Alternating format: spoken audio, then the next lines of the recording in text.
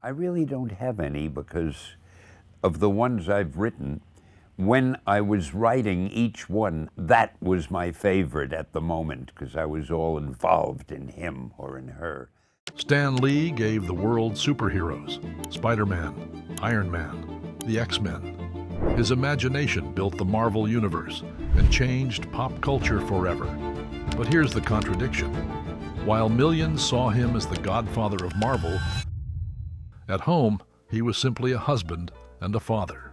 When he passed away in 2018, he left behind more than comics and cameos. He left behind his only surviving daughter, Joan Celia Lee, known as J.C. So, whatever happened to Stan Lee's daughter, J.C. Lee? Stan Lee was born Stanley Martin Lieber on December 28, 1922, in New York City, the son of Romanian Jewish immigrants Celia and Jack Lieber. His childhood was marked by poverty. The family lived in a tiny apartment in the Bronx, and during the Great Depression, his father struggled to find steady work as a dress cutter. Stan later recalled how the family sometimes had to survive on little more than bread and milk. Despite hardship, young Stanley was a dreamer. He loved books, especially adventure and heroic tales. He devoured Shakespeare, Sir Arthur Conan Doyle, and Jules Verne, and spent hours at the movies idolizing swashbuckling actors like Errol Flynn. Those larger-than-life figures would later inspire the superheroes he helped create. At DeWitt Clinton High School in the Bronx, he discovered a talent for writing. He entered essay contests frequently, sometimes even winning. He also held a string of odd jobs to help support his family, delivering sandwiches to offices, writing press releases for the National Tuberculosis Center, even writing obituaries in advance for famous people who were still alive. But it was his love of storytelling that guided him. In 1939, at just 17 years old, Stan got his first big opportunity when he became an assistant at Timely Comics, thanks to a relative's connection. His job was menial, refilling inkwells, erasing pencil marks from finished pages, and fetching lunch for the artists. Yet he didn't mind. He was now inside the world he had always dreamed about. In 1941, he got his first chance to write professionally. Under the name Stan Lee, he published a 2-page text story in Captain America Comics #3 titled Captain America Foils the Traitor's Revenge. The pseudonym wasn't random. He chose Stan Lee because he wanted to save his birth name, Stanley Lieber, for the great American novel he hoped to write one day. Ironically, the pen name stuck, and Stan Lee would become one of the most famous names in pop culture history. And if you are into classic Hollywood icons, amazing stories, and newly discovered insights, then hit that subscribe button. We are on our way to 10,000 subscribers, and your support will mean a lot to our channel. By the early 1940s, Stan Lee was no longer just the teenager running errands at Timely Comics. In 1941, he wrote his first published story for Captain America Comics #3, a short prose piece titled Captain America Foils the Traitor's Revenge. For the first time, the byline Stan Lee appeared in print. Not long after, Joe Simon and Jack Kirby, the creators of Captain America, left the company following a dispute with publisher Martin Goodman. At just 19 years old, Stan was suddenly promoted to interim editor. He would later recall, "One day I was just a kid making coffee and erasing pencil marks, and the next, I was running the place." Then came World War II. Stan enlisted in 1942 and served in the U.S. Army Signal Corps. He started repairing communication lines, but his knack for words soon got him transferred to the training film division. His official title was playwright, and he wrote everything from instructional manuals to morale-boosting slogans. He liked to joke, "There were only 9 people in the Army with the title playwright. One was me. Another was Dr. Seuss." After the war, Stan returned to comics, but by the 1950s he was burned out. He was writing endless monster stories and formulaic westerns, and he thought about quitting. His wife Joan gave him the advice that changed history. why don't you write one comic the way you really want to? If they fire you, who cares? At least you'll have written it. That challenge led to the birth of the Fantastic Four in 1961, co-created with artist Jack Kirby. Stan remembered, "I wanted heroes who were human. They'd have arguments, they'd pay rent, they'd worry about acne or their love life." The Fantastic Four were a hit, unlike anything readers had seen before. From there, the floodgates opened. With Kirby, Stan co-created the Hulk, Thor, Iron Man, the X-Men, and Black Panther. With Steve Ditko, he co-created Doctor Strange and, most famously, Spider-Man. Spider-Man especially broke the mold. He was a teenage hero, Peter Parker, who struggled with money, bullies, and responsibility. Stan recalled, "Martin Goodman told me it was the worst idea ever. People hate spiders. Teenagers can only be sidekicks. But when the first issue sold out, I knew we had something." Kirby later described Stan's gift. He was the carnival barker. He had the words. He made people believe the Marvel Universe was a real place. Ditko, more reserved, said of Spider-Man, "I gave him the costume." Stan gave him the voice. By the mid-1960s, Marvel Comics had redefined the industry. Their characters weren't gods. They were flawed, relatable, sometimes tragic figures. Stan Lee became the face of this new movement, writing chatty editorials called Stan's Soapbox, where he spoke directly to fans. In one of them, he declared, "Let's face it, true believers, you're part of the Marvel Universe, and we're all in it together." What began with a single comic, written on the verge of quitting, launched a cultural revolution that would shape pop culture for generations. While Stan Lee was busy creating worlds full of superheroes, his own personal life often felt just as extraordinary. In 1947, he met Joan Boocock, a British-born model and voice actress. Their meeting felt like something scripted out of a romance comic. Stan was supposed to meet another woman on a blind date, but when Joan opened the door, everything changed.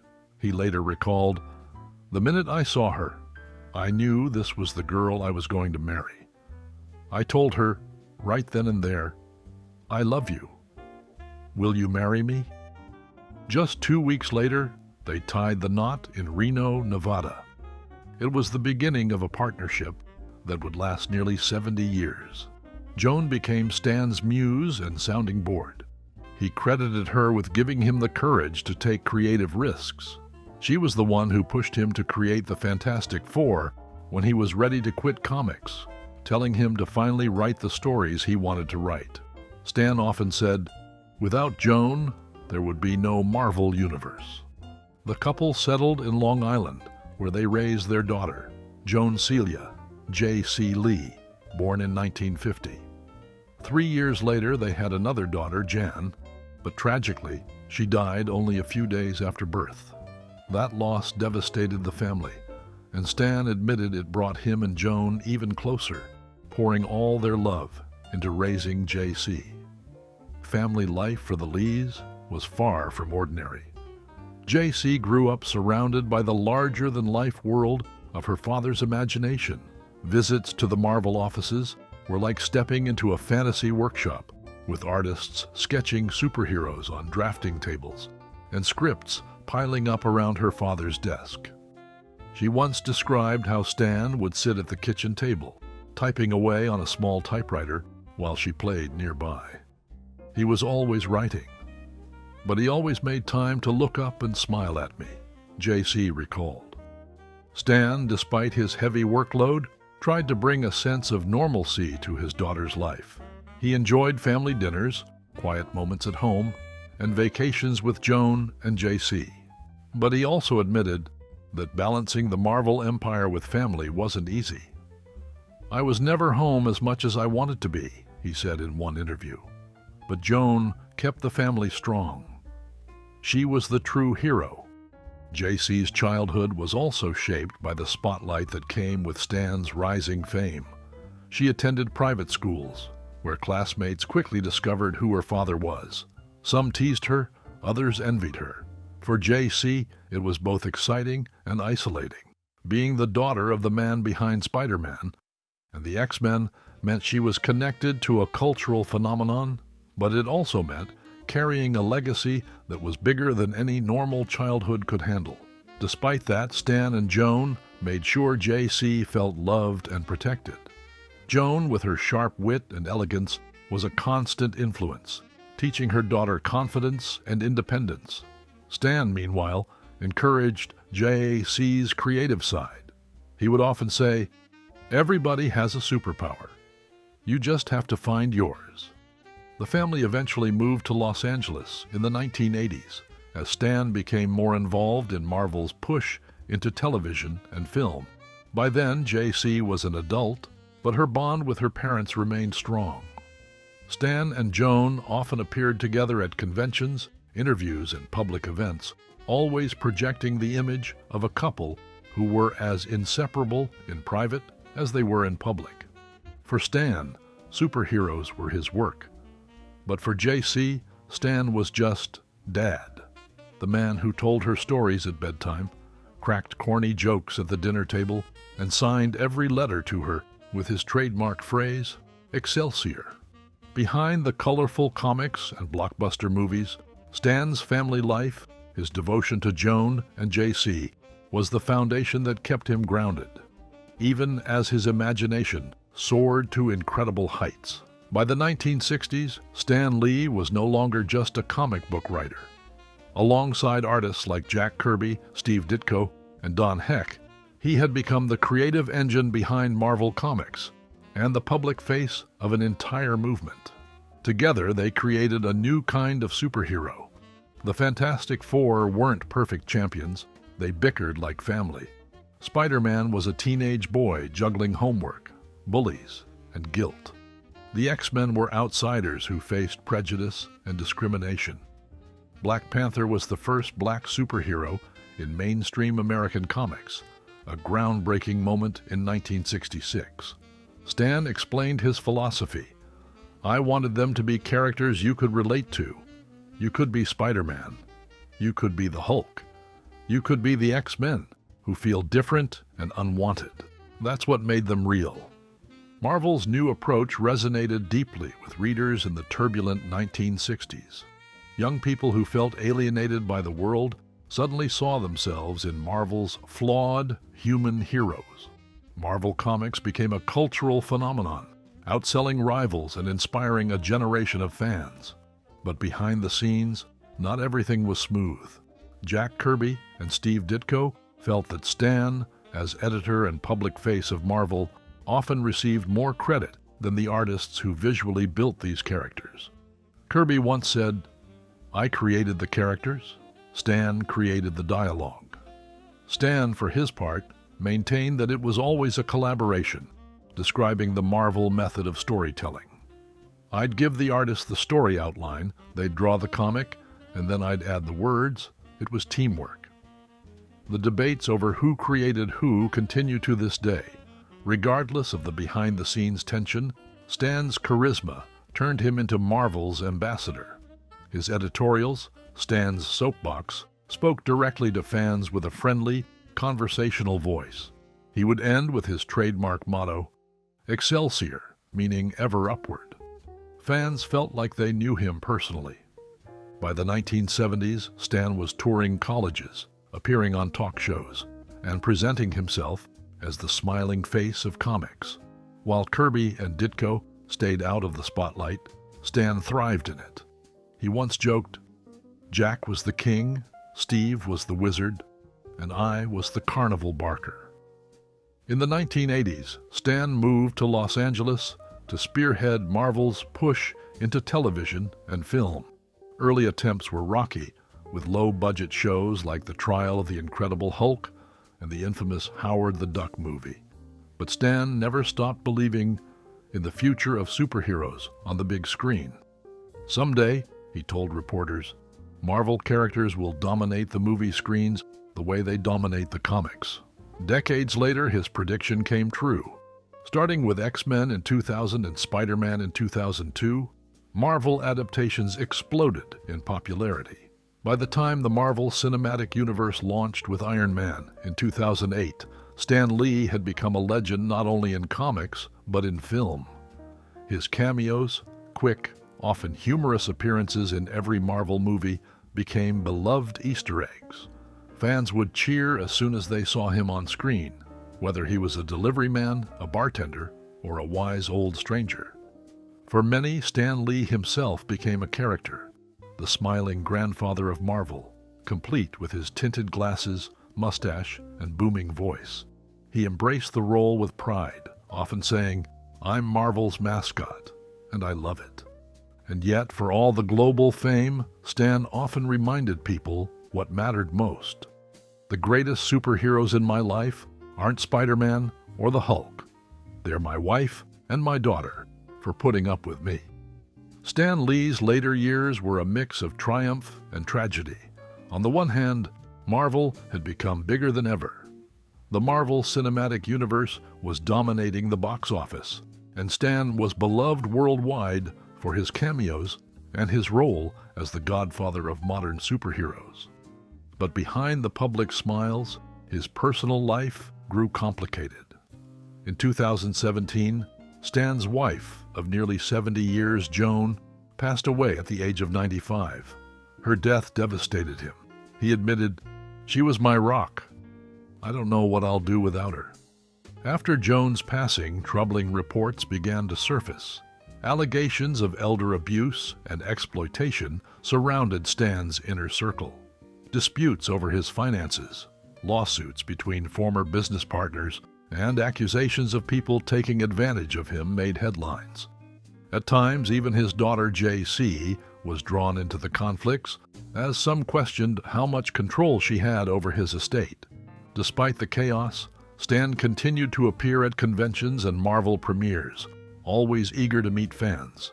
He once said, "I love being with the fans. They make me feel alive." Even in declining health, he never lost that enthusiasm. On November 12, 2018, Stan Lee passed away at Cedars-Sinai Medical Center in Los Angeles. He was 95 years old. The news sent shockwaves across the world. Marvel actors, directors, and fans poured out tributes. Robert Downey Jr. wrote simply, "I owe it all to you. Rest in peace, Stan." Fans gathered at his star on the Hollywood Walk of Fame, leaving flowers, drawings of Spider-Man, and notes that read Excelsior. For millions, it felt like losing a grandfather, the man who had given them heroes, hope, and imagination. Stan Lee had left behind not just a vast universe of characters, but a legacy of joy, creativity, and inspiration that continues to shape pop culture. And on the personal side, he left behind his only surviving daughter, JC Lee, who would inherit not just his estate, but the weight of carrying his legacy forward.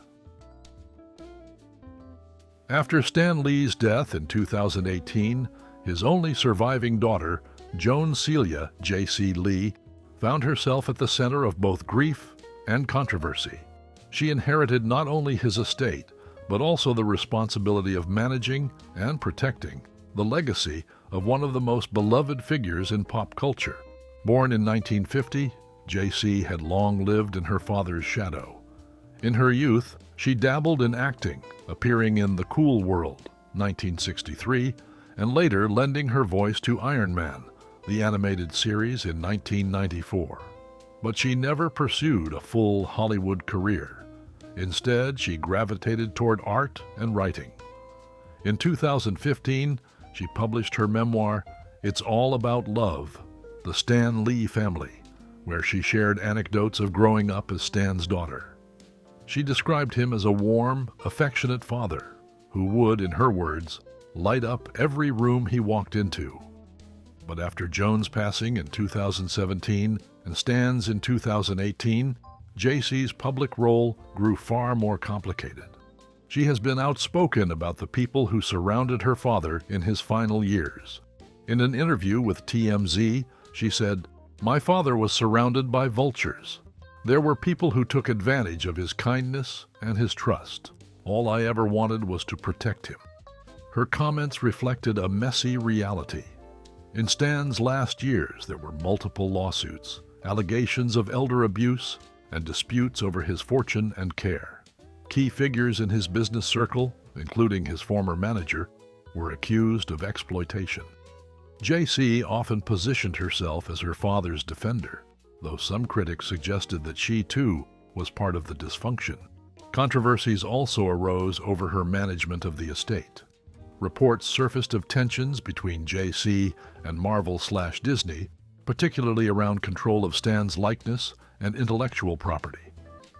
After Stan's death, Marvel launched tributes across its films and comics.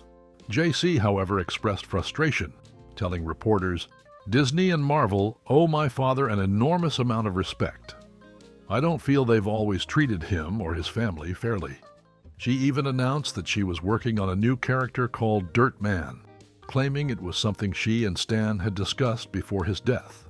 She hoped it would honor his legacy, but as of today, the project has yet to materialize. JC has also spoken candidly about the weight of being Stan Lee's daughter. In one interview, she said, "The world sees Stan Lee, the legend. But for me, he was just Dad. He wasn't Spider-Man or the X-Men. He was the man who kissed me goodnight and told me stories. That's the part I miss the most." She has attended several tribute events in her father's honor, including memorials in Los Angeles and Comic-Con appearances. At one gathering, she tearfully told fans, "My father gave the world superheroes, but to me, he was the greatest hero of all, my dad."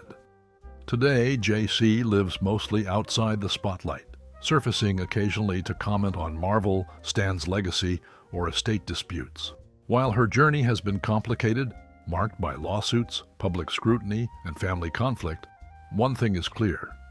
She remains fiercely protective of her father's name. In her own words, "My father always said, 'With great power comes great responsibility.' I feel that responsibility every day, to make sure people remember the man as much as the legend." Stan Lee's story is one of imagination and resilience that changed the world of storytelling forever. He gave us Spider-Man, the X-Men, Iron Man, Black Panther, the Avengers, heroes who weren't perfect, but flawed and human, just like us. Through them, he taught generations that anyone, no matter their background, could be extraordinary. But beyond the comics and cameos, Stan Lee was a family man. He was a husband to Joan for nearly 70 years, and a father to Joan Celia, J.C. Lee. When he died in 2018, he left not only a global empire of characters, but also a daughter carrying the weight of his legacy. Today, J.C. Lee is in her 70s. She never married and has no children of her own, meaning Stan Lee does not have any grandchildren to carry on the family line. For fans, it's bittersweet. The man who gave us generations of fictional families and legacies left behind only one real child, and no direct heirs beyond her. Financially, JC inherited control over much of Stan's estate. Estimates of its value vary widely, but his fortune at the time of his death was reported between $50 and $70 million. That included his stake in intellectual property, real estate, and memorabilia. Managing such a legacy has not been without challenges. JC has been both criticized and defended in the press, praised for being protective of her father, but also accused of mismanagement or of clashing with Marvel/Disney over rights and royalties. In interviews, JC has shown a mix of pride and frustration. She once said, "My father gave his life to Marvel. I don't always feel Disney has honored that as much as they should. I will always fight for him." At the same time, she has spoken tenderly of her personal memories. "The world sees Stan Lee, the legend. To me, he was just Dad, the man who tucked me in and told me stories at night." She has made a few public appearances at tributes, including Comic-Con memorials, where fans embraced her as a living connection to Stan. Yet JC largely lives a private life now, surfacing only occasionally to speak about her father or projects tied to his name. She once revealed that she and Stan had brainstormed a new character together, called Dirt Man, though the project has yet to move forward. For some, JC embodies the complicated side of Stan's legacy, the struggles with fame, fortune, and trust that followed him until the end. For others, she is a reminder that behind the legend was a family, with love, pain, and imperfections like anyone else. In the end, perhaps Stan's truest legacy isn't just the superheroes we see on movie screens, but the people he touched most closely. And even though he left no grandchildren, his stories, values, and imagination are inherited by millions of fans around the world. Stan himself once said, 100 years from now, if people remember me more for the characters than for myself, I'll be happy. Today, thanks to JC, to Marvel, and to his fans, people remember both. So we're left with one final question. How will J.C. Lee continue to guard her father's legacy? And what will the world make of Stan Lee's story as it's retold for generations to come? Thank you for watching. If this story inspired you and you want more deep dives into the lives behind the legends, don't forget to like, subscribe, and hit the notification bell. And tell us in the comments, what do you think is the greatest part of Stan Lee's legacy?